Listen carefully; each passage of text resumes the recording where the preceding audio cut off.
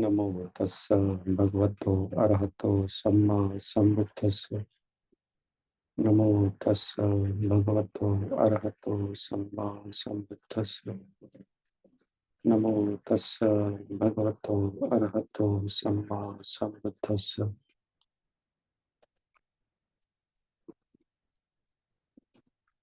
याआधी आपण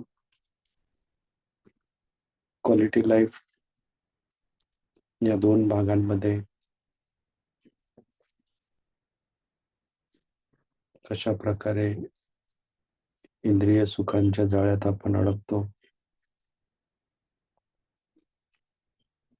याबद्दल पाहिलेलं आहे. आजचा जो आपला विषय आहे ते तुम्ही स्क्रीनवरती पाहू शकाल. भगवान बुद्ध आणि त्यांच्या समोर माराचं सैन्य आहे.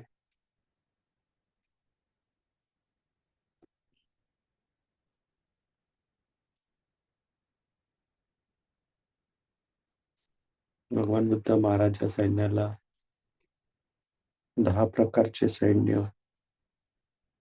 असं त्याचं वर्णन करतात.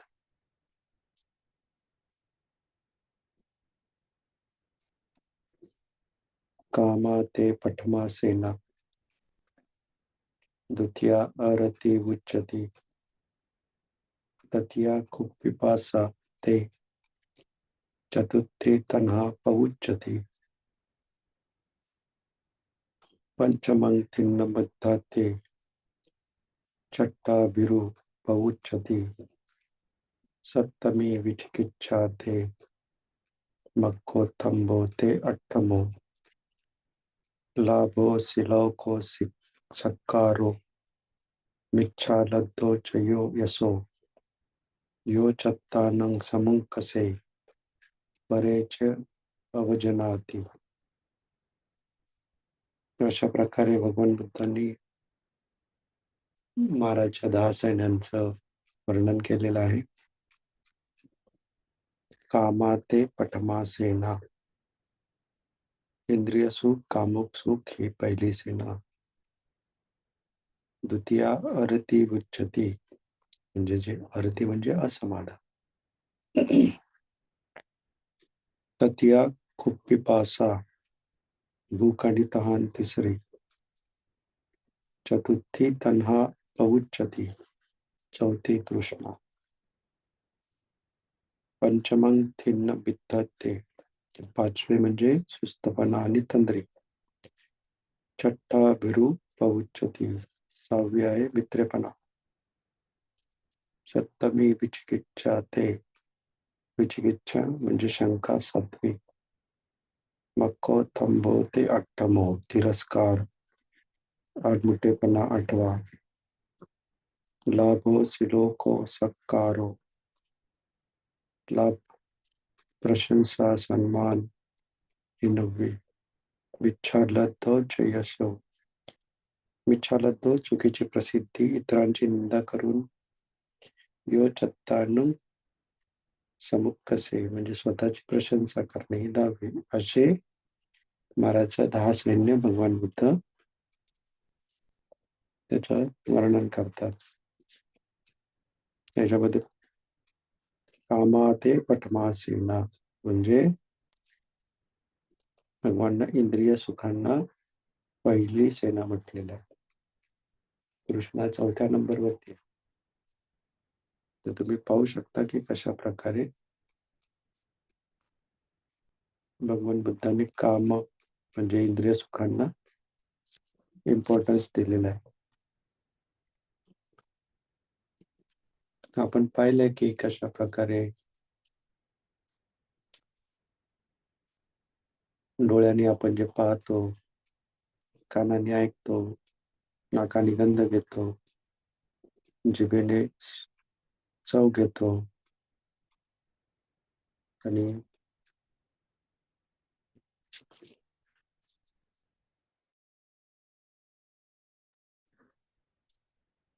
आपल्याला विविध प्रकारचे स्पर्श होतात. हे 5 शारीरिक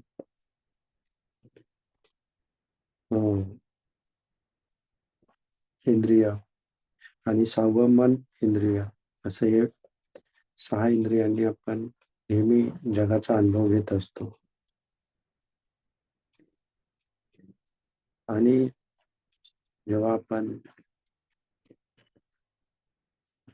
योनिसो मनसिकार नसतो, सतीमध्ये नसतो, तेव्हा जेव्हा एखादी गोष्ट पाहतो, ऐकतो, गंध घेतो, चव घेतो, स्पर्श आणि मग त्या गोष्टीची जे आपल्याला जो आवडणारा भाग आहे, त्या भागाकडे आकृष्ट होतो आणि मग त्या भागाप्रती आपलं आकर्षण झाल्यामुळे त्याच्यामध्ये आपण गुरफटतो. आणि हे गुरफटणं म्हणजे वारंवार आपल्याला त्या विषयाची आसक्ती निर्माण होते. मग अशा प्रकारे जी आसक्ती आपल्याला जी निर्माण होते, ही आसक्ती आपल्याला पुन्हा-पुन्हा म्हणजे पुन्हा-पुन्हा ना आपल्याला हवं असतं. ती आपल्यामध्ये भवतृष्णा उत्पन्न करत असते.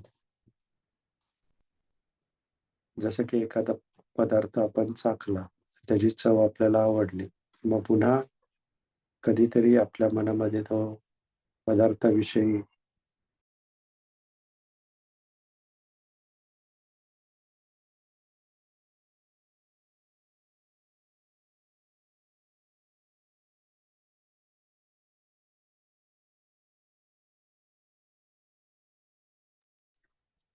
आठवण येते आणि त्या पदार्थाची चव आपल्याला आठवते आणि पुन्हा ती खायची इच्छा आपल्यामध्ये निर्माण होते. तर अशाच प्रकारे विविध प्रकारे आपण जे 6 इंद्रियांनी अ, जे सुख घेत असतो किंवा जे अनुभव घेत असतो, ते पुन्हा-पुन्हा आपल्याला आपल्यामध्ये भवतृष्णा उत्पन्न करत असतात. तर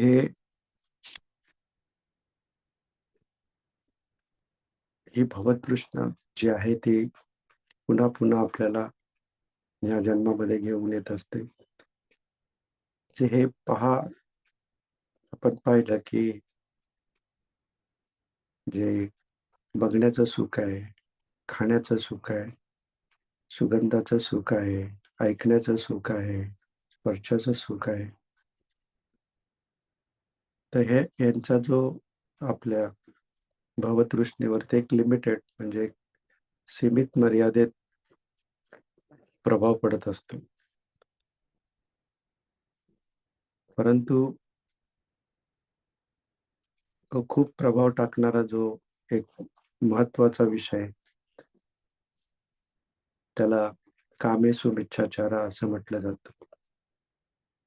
कामेसुमिच्छाचारा म्हणजे लैंगिक जे सुख आहे, त्याच्या प्रती जे आपलं आकर्षण आहे. म्हणून भगवान बुद्धांनी पंचशिलामध्ये कामेसुमिच्छाचारा हा विषय घेतलेला आहे. जर आपण पाहिलं की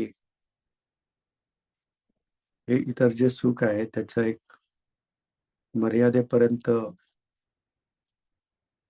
आपण त्याच्यामध्ये गुरफटत असतो. परंतु लैंगिक जे सुख आहे त्याच्यामध्ये जवळपास सर्व मनुष्यजात त्याच्यामध्ये गुरफटलेली आहे. आणि हे एक मुख्य कारण असतं की आपल्यामध्ये ती भवतृष्णा पुन्हा-पुन्हा जागृत होत असते. जसं की आपण पाहतो की डोळ्याने एखादं आपण दृश्य पाहिलं, तर फक्त डोळे त्या दृश्याचा उपभोग घेत असतात. जर एखादी आवाज आपण ऐकला, तर फक्त कान त्या आवाजाचा उपभोग घेत असतात. जर एखादी चव आपण चाखली, तर फक्त म्हणजे जीभ आपली त्या गोष्टीचा आनंद घेत असते. आणि अशाच प्रकारे स्पर्श आणि गंध. परंतु जे कामुक सुख आहे, म्हणजे ते स्पर्शाचा एक भाग आहे. कामुक सुख जेव्हा आपण उपभोगत असतो, तेव्हा आपले 6 इंद्रिय त्याच्यामध्ये आनंद घेत असतात आणि पूर्णपणे आपण तन, मन या सर्वांनी त्या लैंगिक सुखाचा एन्जॉय घेत असतो, आनंद घेत असतो. आणि म्हणूनच या या सुखाविषयी, लैंगिक सुखाविषयी आपल्यामध्ये खूप आकर्षण असतं. ज्या वयामध्ये हे आकर्षण सुरू होतं, त्या वयापासून ते जोपर्यंत आपले सर्व अवयव शाबूत आहेत, तोपर्यंत हे लैंगिक आकर्षण आपल्यामध्ये कायम असतं. तर एवढ्या अवधी मोठ्या कालावधीसाठी हे लैंगिक आकर्षण आपल्यामध्ये असतं. परंतु ज्याप्रमाणे इतर गोष्टींमध्ये आपलं दुर्लक्ष आहे, त्याचप्रमाणे ह्या गोष्टीकडे देखील आपलं दुर्लक्ष होत असतं. ही एक मानवी स्वभाव आहे, मानवी दिलेली देणगी आहे, किंवा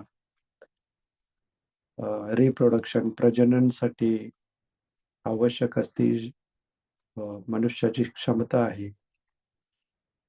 अशा गोष्टींकडे आपण लक्ष देऊन मुख्य जो विषय आहे त्याच्याकडे आपण दुर्लक्ष करत असतो. जरी प्रजनन करण्यासाठी, पुनरुत्पादन करण्यासाठी या विषयाची आवश्यकता असली किंवा या क्रियेची आवश्यकता असली, तरी आपण पाहतो की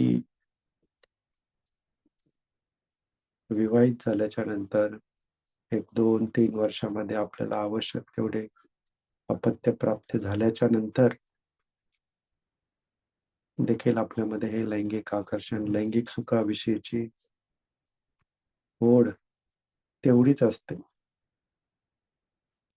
मग जर अपत्य प्राप्ती हे त्याचा मुख्य विषय असेल, तर मग त्यानंतर हे लैंगिक आकर्षण कमी का होत नाही?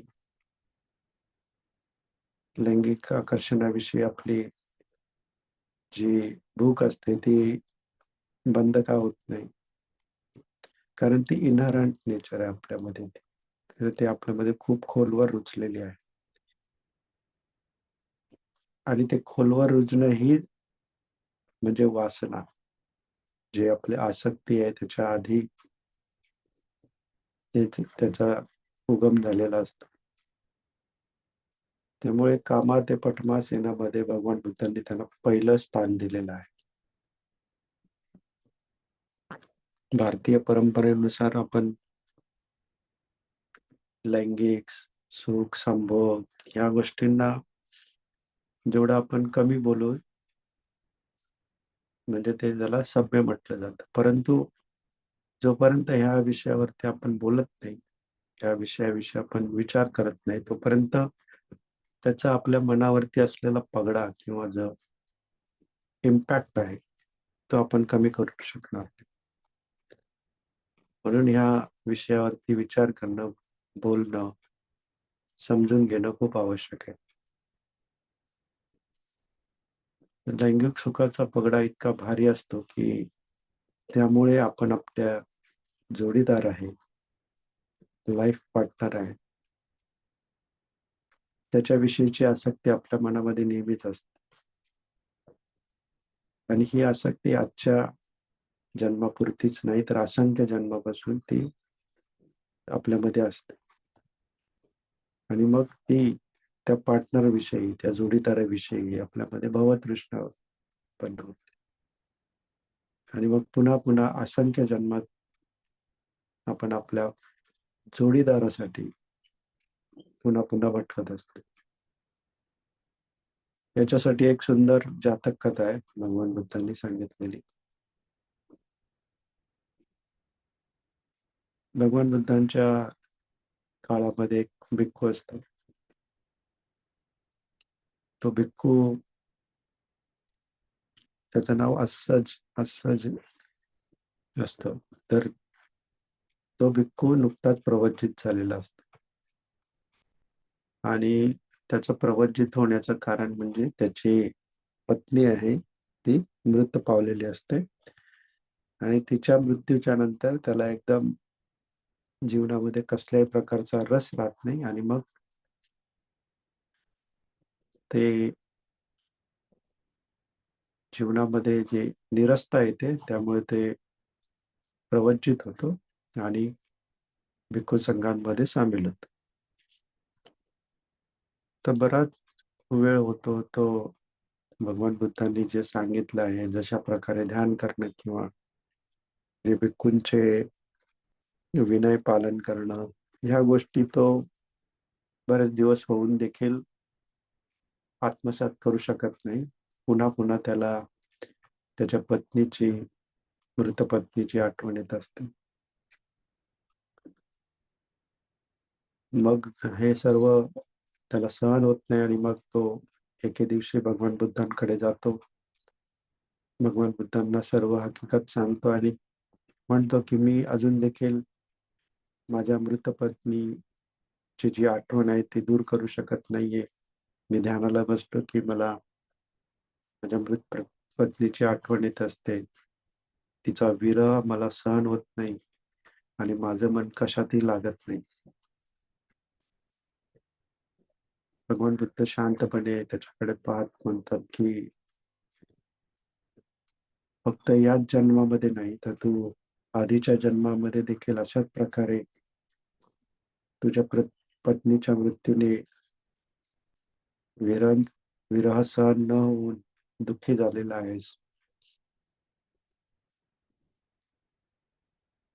आणि मग भगवान बुद्ध त्याला त्याच्या मागच्या एका जन्माची आठवण करून देतात. ते सांगतात की एका जन्मामध्ये तू एक मोठा राजा होतास आणि त्यावेळी देखील तुझ्या पत्नीवरती तुझ्या राणीवरती खूप प्रेम असतं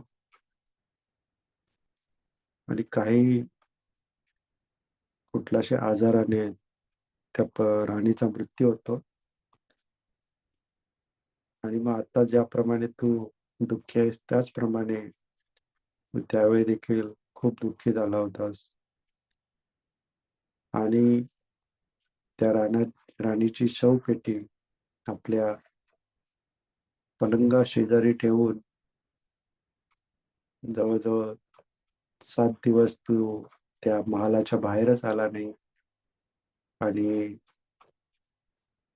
राज्यकारभाराकडे तुझं दुर्लक्ष होतं, तुझं स्वतःकडे दुर्लक्ष होतं. कुठल्याही प्रकारचं खाणं-पिणं त्याचा तू त्याग केला होता. कुठल्याही प्रकारचे स्वतःची स्वच्छता तू केली नव्हती आणि अशा प्रकारे त्या राणीच्या मृत्यूच्या विरहाने भयंकर दुःखी कष्टी झाला होता. आणि मग असं राजाच्या राज्यकारभार न करण्यामुळे प्रजेमध्ये थोडासा चलबिचल, अस्वस्थता होती, की अशा प्रकारे राजा जर राज्यकारभार करणार नाही, तर कशा प्रकारे मग आपलं राज्य चालेल. त्याच वेळी त्या राज्याच्या सीमेमध्ये एक साधू राहत होता. त्या साधूला त्याच्या दिव्य दृष्टीने समजतं, की अशा प्रकारे हा जो राजा आहे, तो त्याच्या राणीच्या मृत्यूने दुःखी झालेला आहे आणि त्या दुःखाच्या आवेगामुळे तो राज्यकारभारामध्ये रस घेत नाहीये. कुठल्याही प्रकारचे दैनंदिन कार्य करत नाहीये. स्वतःची काळजी घेत नाहीये आणि अशा प्रकारे संपूर्ण राज्यामध्ये अस्वस्थता आहे. त्या साधूला त्या राजाची कीव येते आणि त्या साधूला असं वाटतं, की आपण या राजासाठी काहीतरी करावं आणि मग तो साधू आपल्या सिद्धीने राजाचा एक मोठा वन असतं. त्या वनामध्ये पोहोचतो आणि तिथे शांतपणे मांडी घालून ध्यान करत बसलेला असतो. तर जेव्हा अशा प्रकारे साधू तो ध्यान करत बसलेला असतो, तेव्हा जवळून एक ब्राह्मण जात असतो आणि तो ब्राह्मण त्या साधूला पाहतो. त्या ब्राह्मणाला वाटतं की हा साधू थोडासा महात्मा किंवा पोचलेला सिद्धी असलेला साधू वाटत आहे. तर आपल्या राजाचं जे दुःख आहे, तो हा साधू नक्कीच दूर करू शकेल. आपण त्याला याविषयी याचना करून जर आपण आपल्या राजाला दुःखातून बाहेर काढू शकलो, तर ते सर्व प्रजेसाठी चांगलं होईल. आणि मग तो ब्राह्मण आहे, तो त्या साधूकडे जातो, त्याला वंदन करतो आणि त्यांना विनवणी करतो की अशा प्रकारे आमचा राजा जो आहे, तो फार दुःखी गोष्टी झालेला आहे आणि तो कसल्याही प्रकारे राज्यकारभारामध्ये लक्ष देत नाहीये. तर आपण त्याचं दुःख दूर करावं. साधू त्या गोष्टीला होकार देतो, परंतु त्याची अट एकच असते की त्या राजाने प्रत्यक्ष त्या साधूकडे यावं. कारण त्या राजाला त्या दुःखातून मुक्ती हवी असेल, तर त्यांनी स्वतः त्याच्याकडे येणं आवश्यक आहे. ब्राह्मण ती गोष्ट मान्य करतो आणि मग राजवाड्यात जाऊन राजाला विनंती करतो की अशा प्रकारे एक मोठे साधू आपल्याकडे आलेले आहेत आणि मी त्यांना विनंती केलेली आहे की ते आपलं दुःख दूर करतील, तर तुम्ही त्या साधूची भेट घ्यावी. राजा देखील मान्य करतो आणि मग राजा त्या ब्राह्मणासोबत साधू जिथे आहे तिथे त्याची भेट घेण्यासाठी येतो. साधूला वंदन करून त्यानंतर राजा त्याला म्हणतो की अशा प्रकारे मी माझ्या राणीच्या विरहाने व्याकुळ आहे, दुःखी आहे, कष्टी आहे. तुम्ही माझ्या राणीची जे मृत आहे तिची भेट घडवून देऊ शकाल का? साधू म्हणतो की हो, या क्षणी मी तुझ्या राणीशी भेट घडवून देऊ शकतो. तर राजाला खूप आनंद होतो की आता जी मृत झालेली राणी आहे ती साधू जिवंत करेल. परंतु राजा त्या ब्राह्मणाकडे इशारा करतो आणि त्याला म्हणतो की त्या तिथे कोपऱ्यामध्ये एक शेणाचा ढीग पडलेला आहे. तो ढीग इकडे घेऊन ये. शेण पडलेला आहे.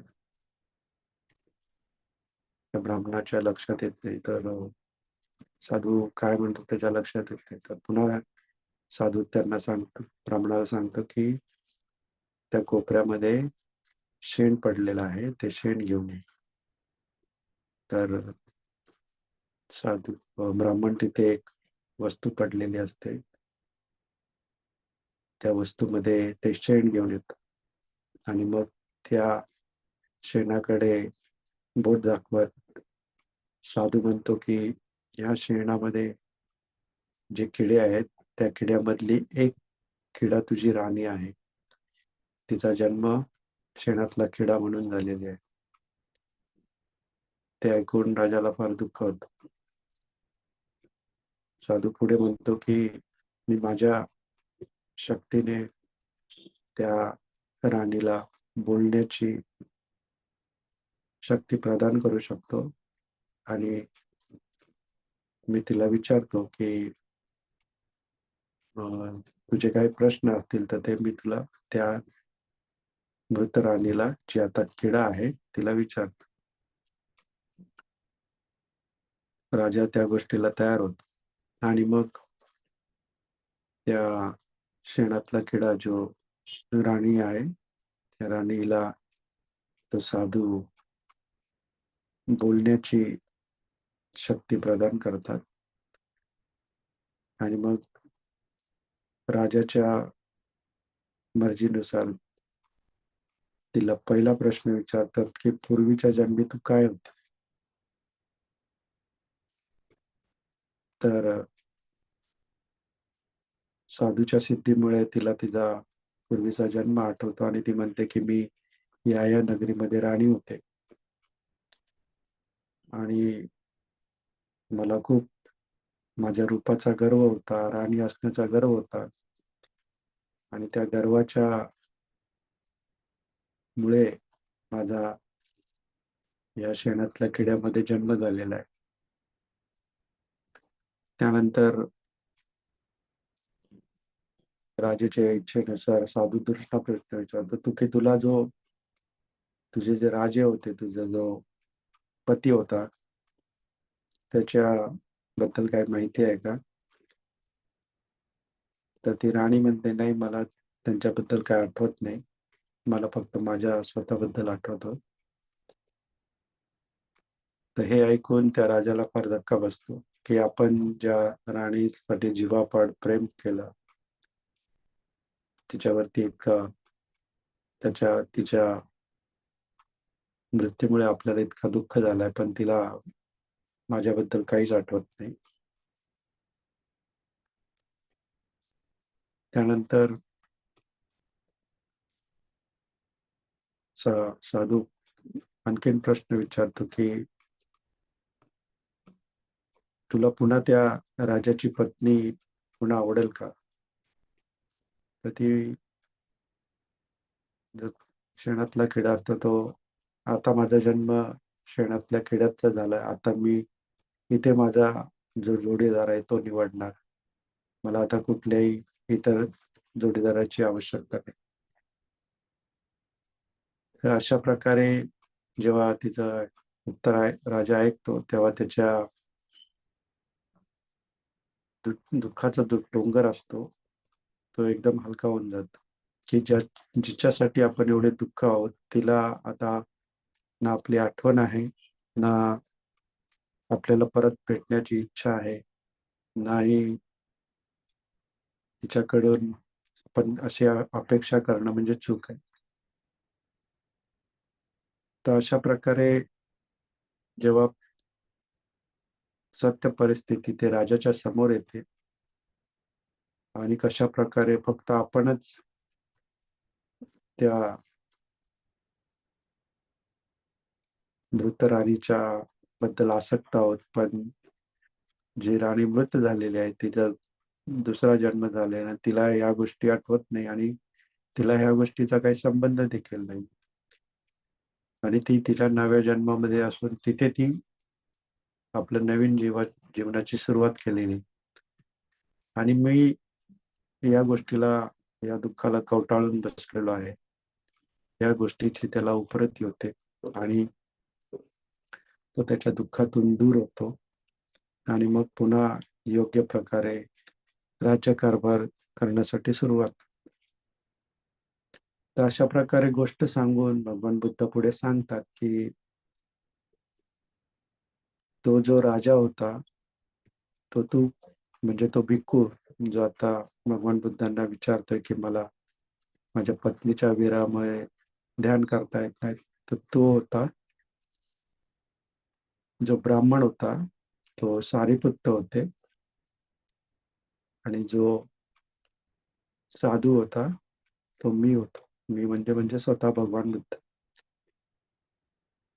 भगवान बुद्ध अशाच प्रकारे सांगतात की तुला मी या आधी देखील तुझ्या त्या दुःखातून बाहेर काढलेला आहे, परंतु तुझ्या अजून ती गोष्ट लक्षात आलेली नाहीये.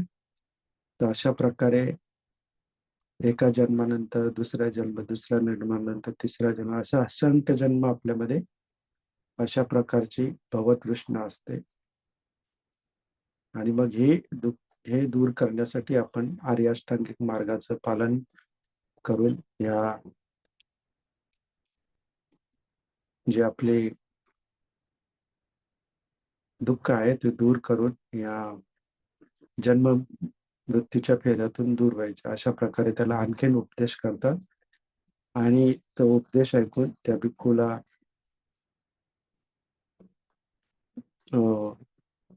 मग प्राप्त फल प्राप्त होतं आणि ते अरहंत पदाला प्राप्त होतं. तर कशा प्रकारे आपण या जो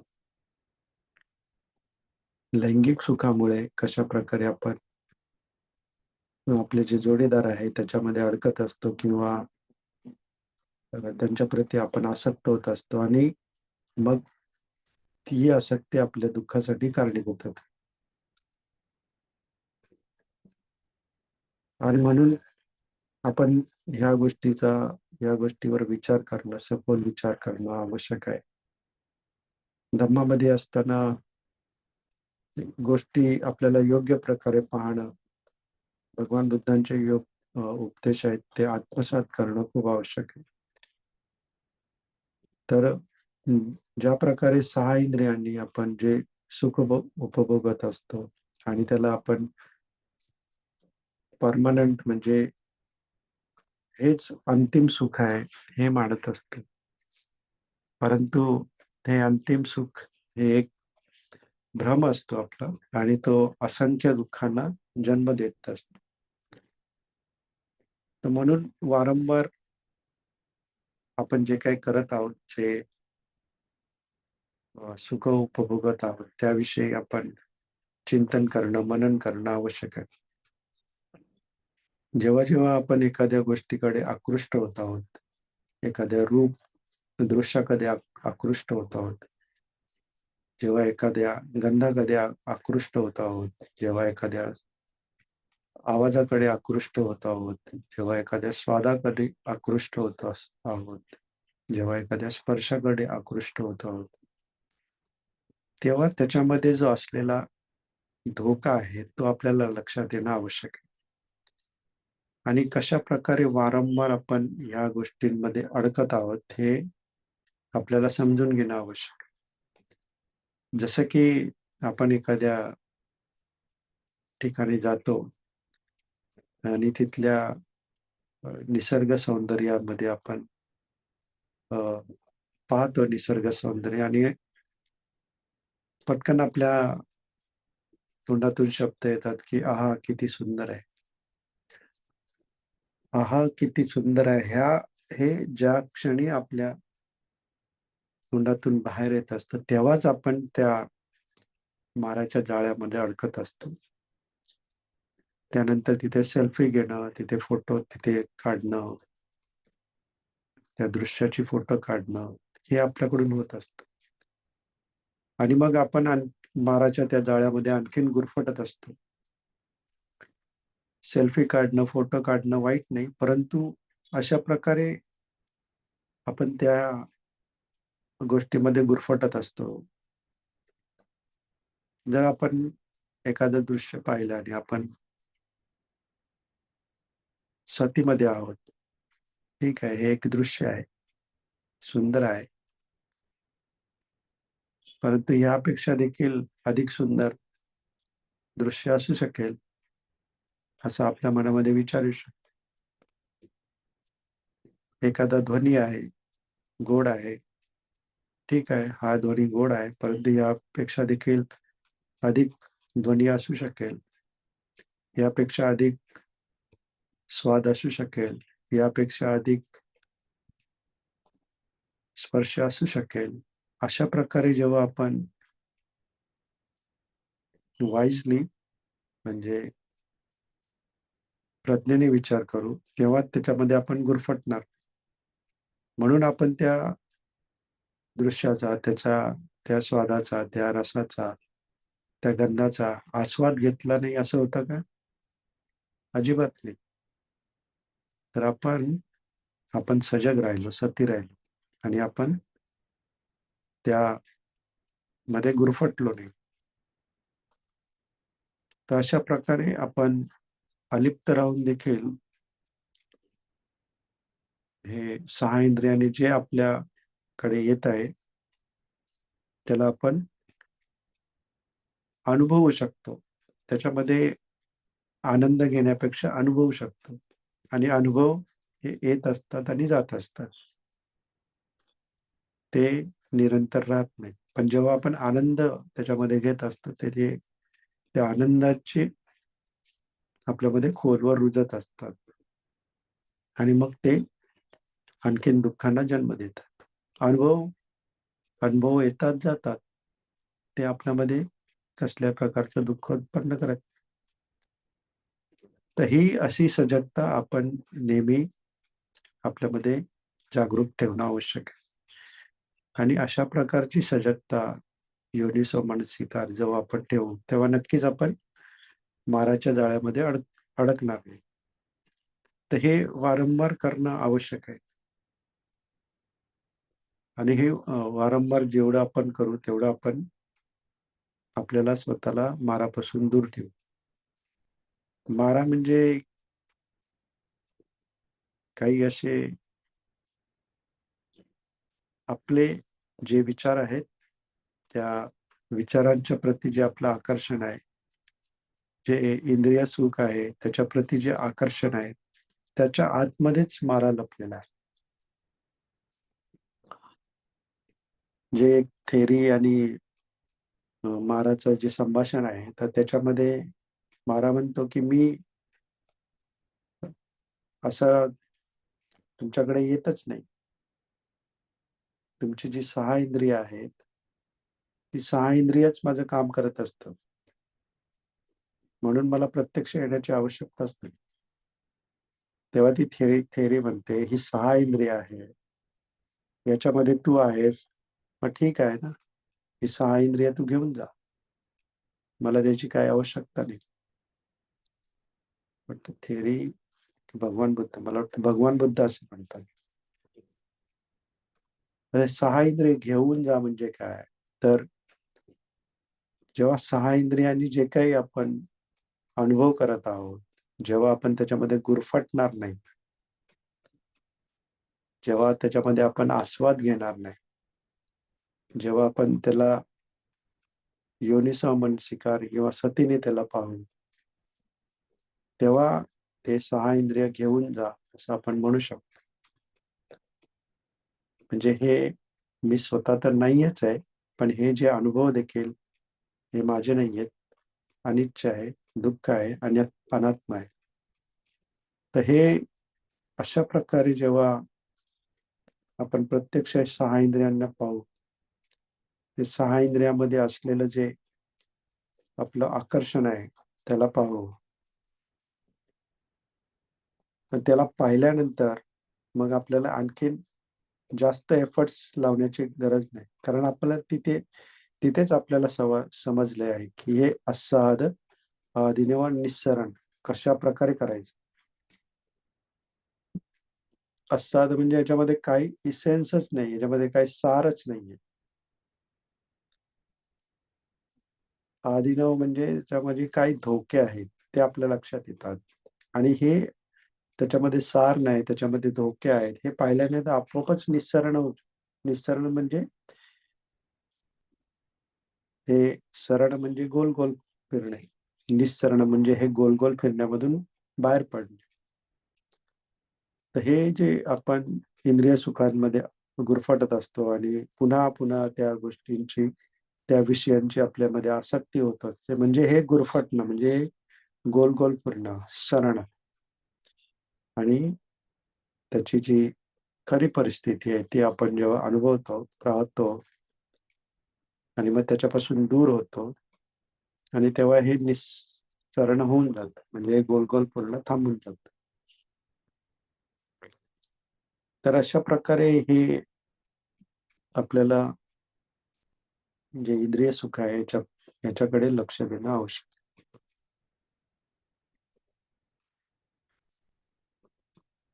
माझा एक अनुभव तुमच्यासाठी शेअर करत आहे, जेणेकरून तुमच्यासाठी ते लाभदायक होईल. तर अजन जयसरो यांच्या सोबत वॉकच्या नंतर जसे माझ्यामध्ये बरेच चेंजेस आले, त्याच्यामध्येच काही विशेष विशेष नाही म्हणता येणार, परंतु काही स्वतःहून केले, काही आपोआप. तर काही चेंज होता. एक चेंज म्हणजे जे आपली खाण्याविषयी जी आसक्ती आहे ती आपण पाहू शकतो, की अनावश्यक आपण बऱ्याच वेळा खात असतो, त्याची काही आवश्यकता नसते. तर जानेवारीपासून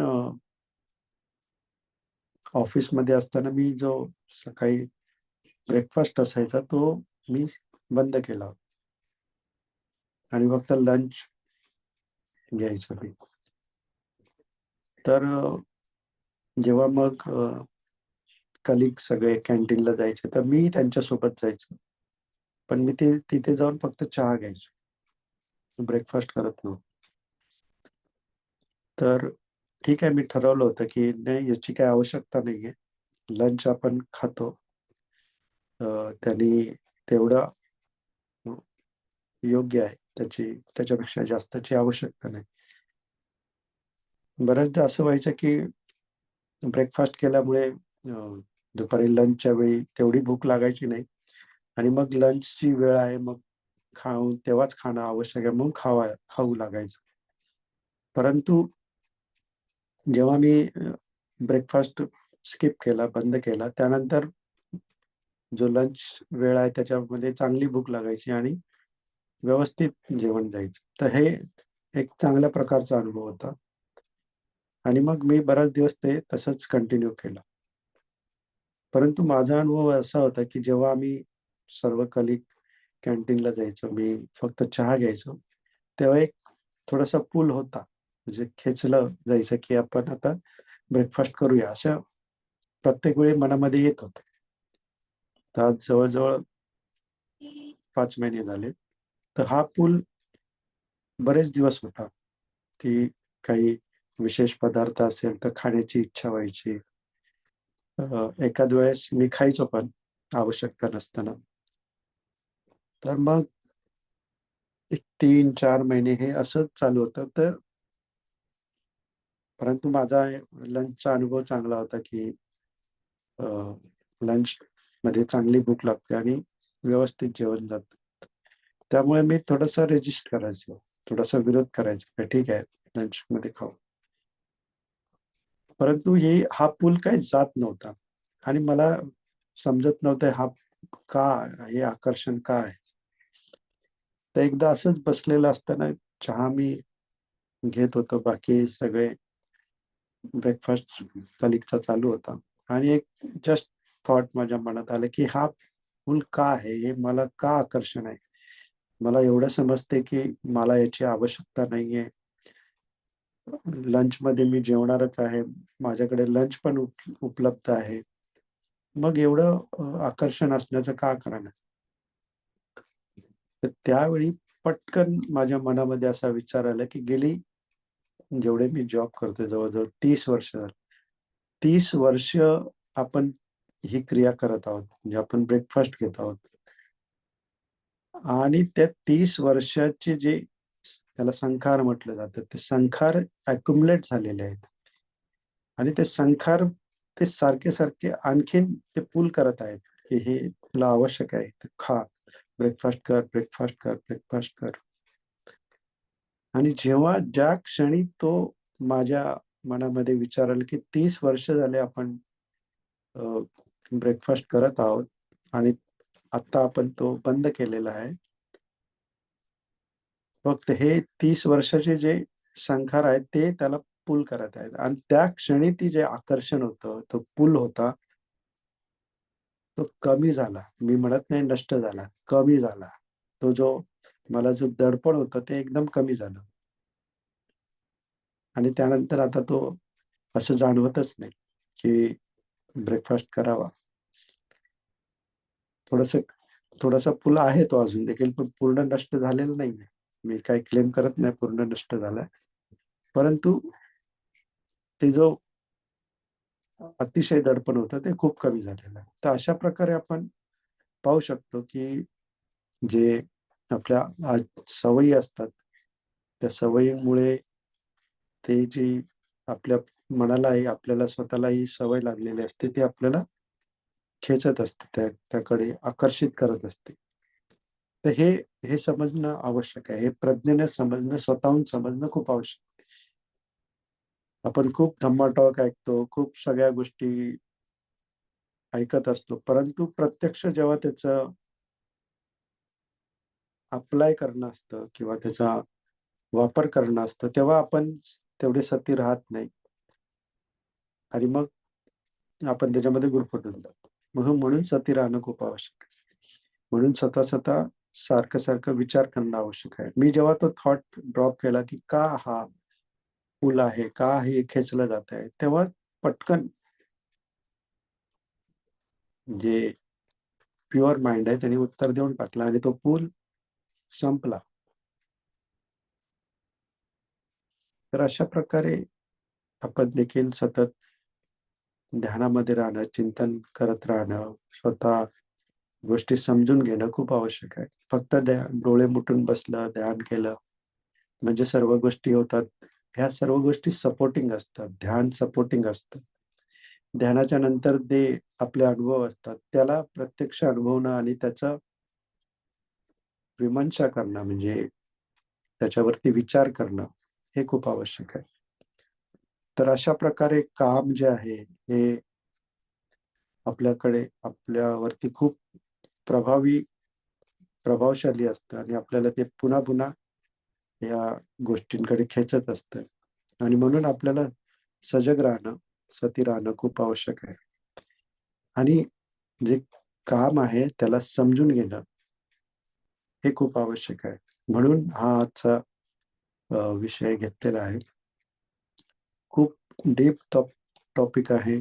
आपण वरवर समजून घेतलेला आहे. बाकीच्या गोष्टी आपण आणखीन समजून घेणं आवश्यक आहे. तर अशा प्रकारे आजचा जो विषय आहे इथेच थांबत आहे.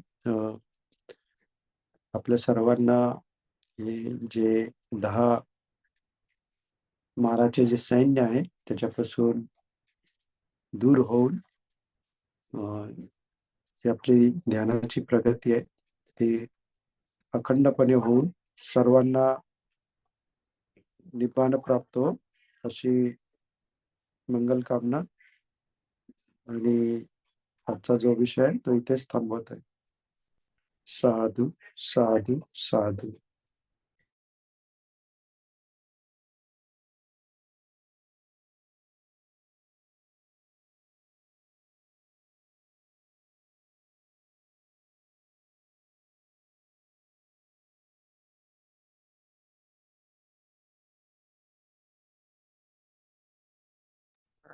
कोणाचे काही प्रश्न असतील विचारू शकता. तुम्ही ऐकू शकता की माझ्या घराच्या बाजूलाच पोलिंग सेंटर आहे. आज पोलिंग डे आहे. त्यांच्या इन्स्ट्रक्शन्स येत आहेत. तर ज्यांच्याकडे आज मतदान आहे त्यांनी जाऊन मतदान करायचं आहे.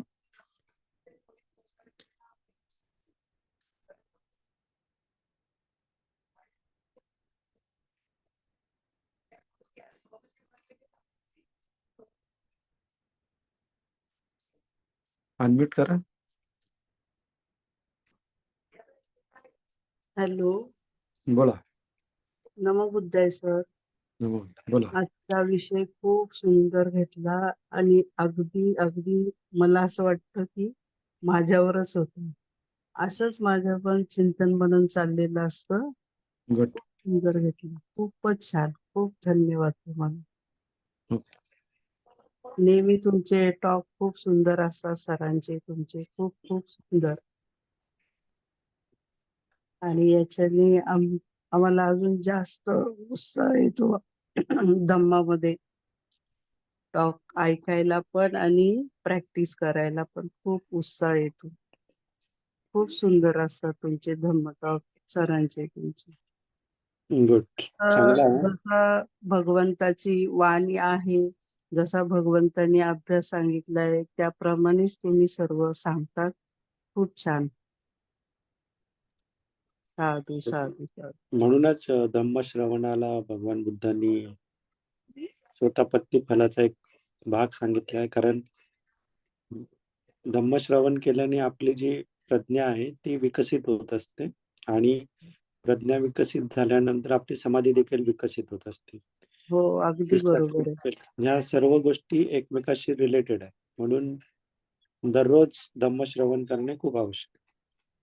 बरोबर आहे सर. खूपच सुंदर. आणि या हा टॉक तुम्ही बोलले ना, याच्यावर बोललं पाहिजे ही चर्चा, हेच माझ्या पण मनात असतं. हे येस, जाती, जरा, मरण आणि प्रतीच्या समुपाद याच्यावर खूप अभ्यास व्हायला पाहिजे.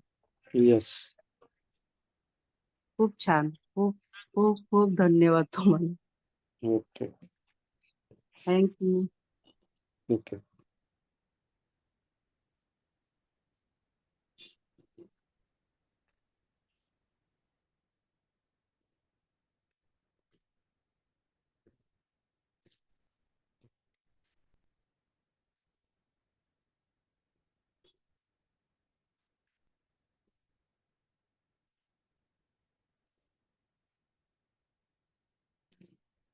आणखीन काही प्रश्न?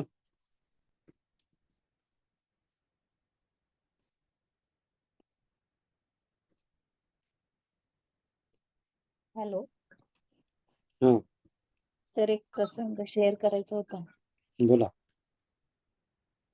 सर, आपण म्यानमारला होतो. हम्म, नोव्हेंबर महिन्यामध्ये आपण जेव्हा सर्वजण सोबत होतो, हम्म, हम्म. तो जो लाकडी पूल आहे तिथून आपण व्हिजिट करून बाहेर आलेलो.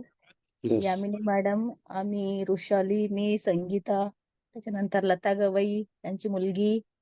हम्म, आम्हाला सर तिथे एक आईस्क्रीमची एक गाडी दिसली होती. हम्म. आणि हम्म, हम्म, आणि सर आम्ही तिथे ते कोकोनट आईस्क्रीम म्हणून खूप आम्हाला ते क्रेविंग झालेलं की हम्म, हम्म, कसं असेल, आणि आपल्याला ते खायचंच आहे.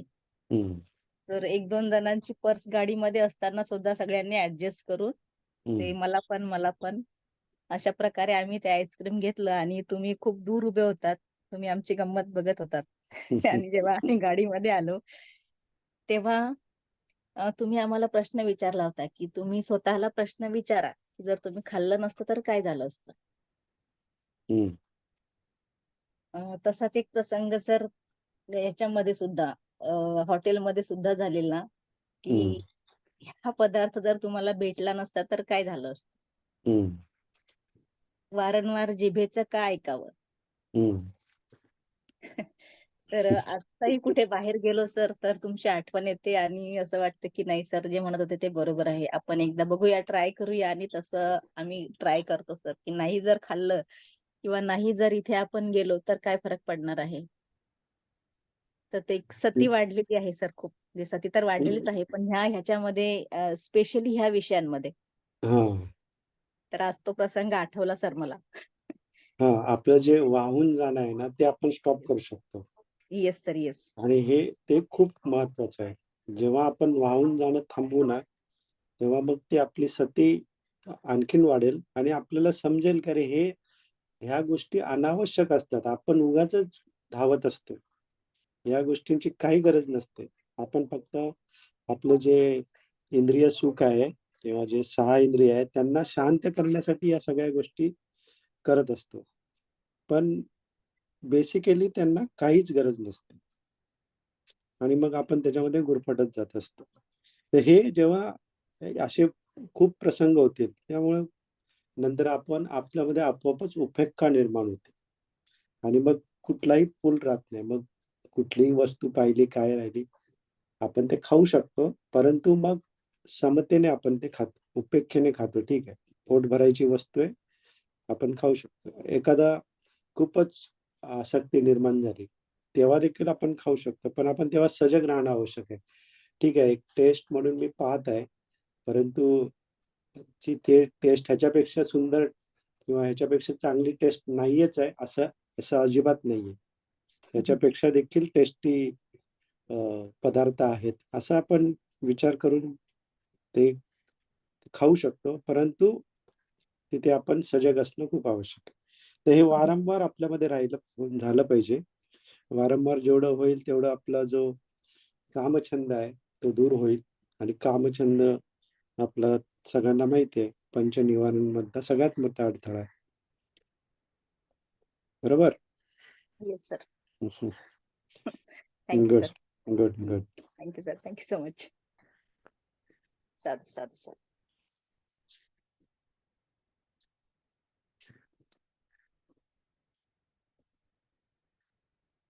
ओके, काही प्रश्न नसतील तर आपण क्लोज करू शकतो.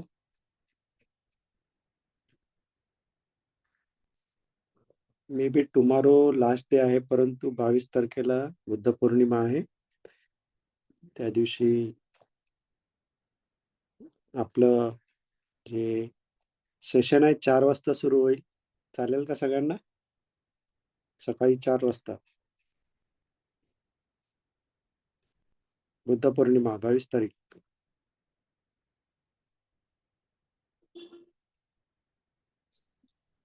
सर हो चालेल ना. आपण एक तसा मेसेज पण टाकू शकतो ना ग्रुपमध्ये. हा, ठीक आहे. जे 23ला नाही, आपल्या कॅलेंडर प्रमाणे 22ला आहे. आणि बाकी इथल्या कॅलेंडर प्रमाणे 23ला आहे, पण आपण 22ला आपल्या कॅलेंडर प्रमाणे साजरा करणार आहोत. ठीक आहे. 22 तारीख बुधवार.